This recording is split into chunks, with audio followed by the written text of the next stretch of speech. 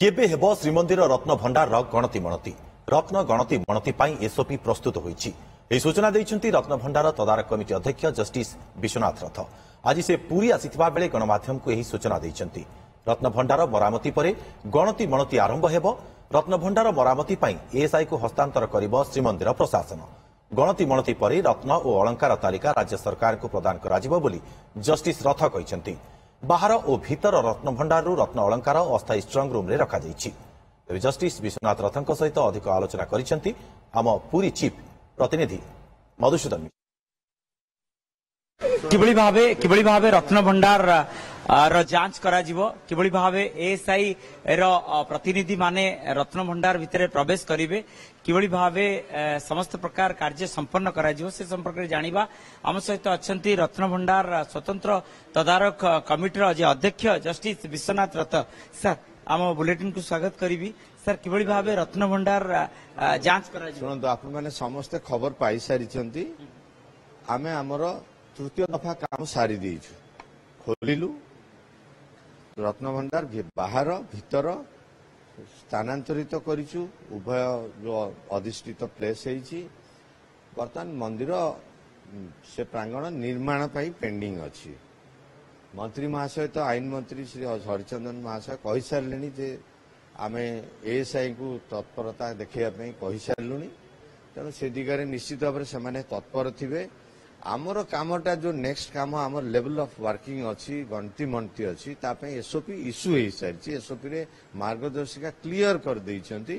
आमे से मार्गदर्शिका रे ही काम करिवु। किंतु ओडिशावासी को अनुरोध करी टिके धैर्य धरंतु। एटा मंदिर निर्माण आमे मंदिर रे ब्रेकर किंबा हातुड़ी सब श्रेणी मार्तुल मारी देकरी करि परिबानी। मंदिर समस्त अंश तैयारी हो सारे accept A Ratna Bhandar. Ratna Bhandar is a major part of the temple. तेणु आमे सेटा को सूक्ष्म भाव में तैयारी करिया को हबो। यार अस्तित्व बजाय स्थिति बजाय रखिया को पड़िबो। तेणु आमे टिके धैर्य धरिबा।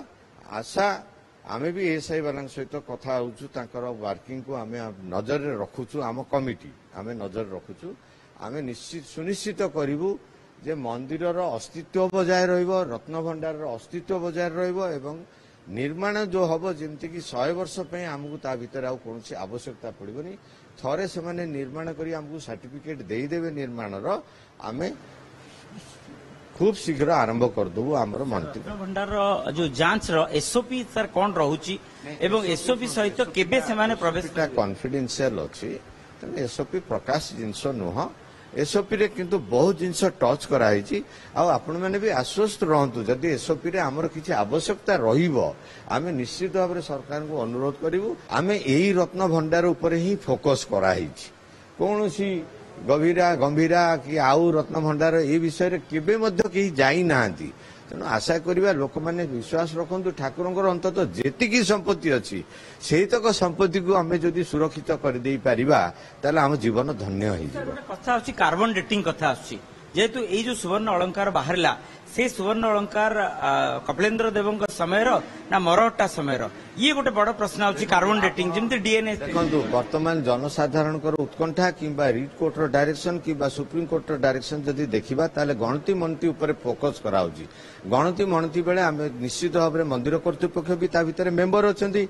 से निश्चित भाव में नजर रखिबे जदि किछि सेमति डैमेज हेइथिबो। मोर आशा विश्वास ये जो प्रक्रिया जहाँ आसीबो डेवलपमेंट या अंतिम पर्याय जो आसीबो तापर से माने निश्चित भाव में तांकर लेवल रे से माने जत्न नेबे सेगुडाकर सुरक्षा पई। पुरीरू कैमरा पर्सन सोमनाथ गोचिकारंग मधुसूदन मिश्र ओटीवी।